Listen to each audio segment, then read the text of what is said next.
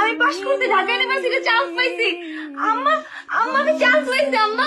দেখো কথা রেজাল্ট দেওয়ার কোনো টাইম পাইলো না, এত রাইতে এখন মিষ্টি কই পাই, আমি মাইক কই পাই, আমি সারা গ্রাম মাইকিং করবো আমার বউ ভার্সিটিতে চান্স পাইছে। I love you, I love you, I love you, I love you. Hello, আমি রাতু। আমি মায়া। চেয়ার সাথে অনেক বিল আছে, নামটা অনেক সুন্দর।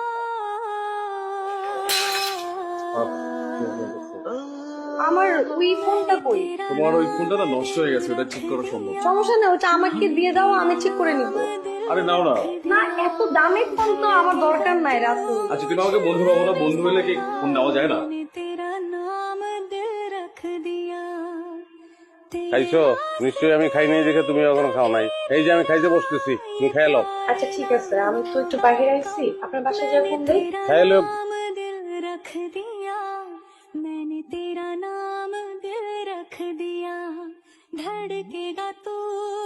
আমার তো মনে হয় ভুল হইতেছে তো। দোস্ত আমি নিজের চোখে দেখছি, দেখলাম একটা রেস্টুরেন্ট থেকে বাইরে হইয়া মায়ের কার সাথে যেন একই রিক্সায় উঠে চলে গেল। কই তুমি? আমি তো এই ইউনিভার্সিটিতে আসলাম। কেন? না এমনি জিগাইলাম আর কি। কিন্তু আমার ভার্সিটিতে অ্যাসাইনমেন্ট দিছে, এখন এই অ্যাসাইনমেন্ট গুলো তো ল্যাপটপ ছাড়া করা যায় না। আমি অন্যজনের ল্যাপটপ দিয়ে করতেছি, আমার একটা ল্যাপটপের দরকার, অ্যাসাইনমেন্ট করতে হবে। ঠিক আছে তুমি আসো, আমি এখান থেকে ল্যাপটপ কিনে দেবো। আচ্ছা ঠিক আছে, তুমি নিজের যত্ন রাখো, খেয়াল রাখো, ঠিক আছে?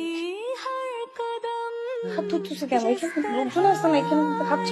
আচ্ছা শোনো, ভার্সিটি তো বন্ধ দিচ্ছে, গ্রামে যাবো। সেই ভার্সিটির প্রতিদিন থেকে দেখার পর থেকে তোমাকে একদিনও না দেখি।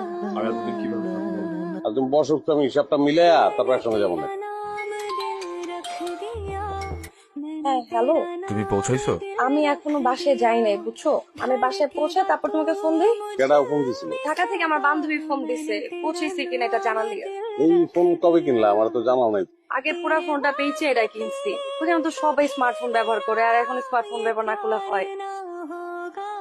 তুমি ল্যাপটপ পাইলা কই? তোমার বলছিলাম না ল্যাপটপ আমি কিনে দেবো। ঢাকা থেকে এক ফ্রেন্ডের কাছ থেকে চাই আনছি। আমি তো কইছিলাম যে এখান থেকে কিনে দেবো, তোমার বন্ধুর কাছ থেকে ল্যাপটপ আনতে হইলো। কোন জায়গায় কোন জিনিস পাওয়া যায় না পাওয়া যায় সেটাও আমার শিখাবা তুমি। এখন আপনি যদি না জানেন তাহলে তো আমার শিখেতেই হবো। স্বামীর লোক এইভাবে কেউ কথা কয়? কারণ স্বামী যদি মূর্খ অশিক্ষিত হয় তাহলে তো শিখেতেই হবো। কি আজব আপনার, আপনার কি শুরু করছে? এই মাইয়া আর সেই মাইয়া নাই রে বাপ।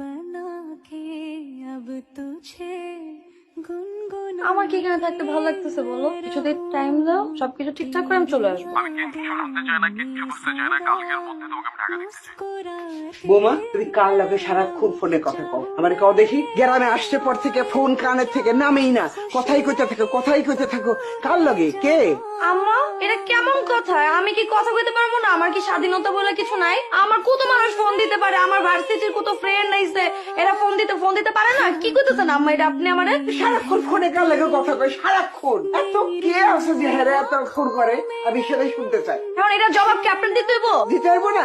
কার সামনে কি কথা কইতেছে একবার খেয়াল করতেছে না? ইউনিভার্সিটির মুখ দেখছো কার জন্য? মুখে লাগাম দাও বৌমা, আল্লাহরে ডরাও।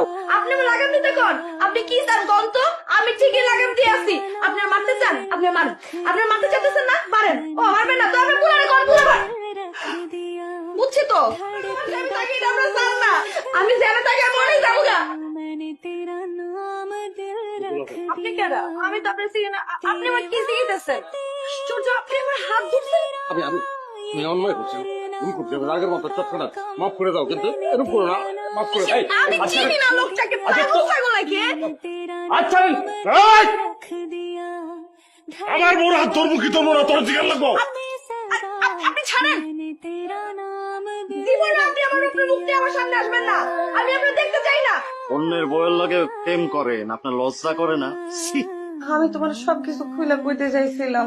মানে তুমি এখন কি করতে চাইছো সেটা বল। আমি কালকে ওনারে ডিভোর্স লেটার পাঠাই দিব, এরপর যাওয়ার হইব।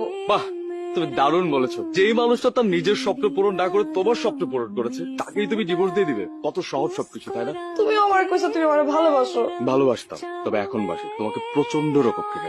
ওই মানুষটাও তো তোমাকে কম ভালোবাসেনি যাকে তুমি চরম ভাবে ঠকে। দুদিন পর যে তুমি আমাকে ঠকাবে না সেটা গ্যারান্টি কি বলো? তোমার মতো মেয়ের মুখ আমার কোনোদিন দেখতে।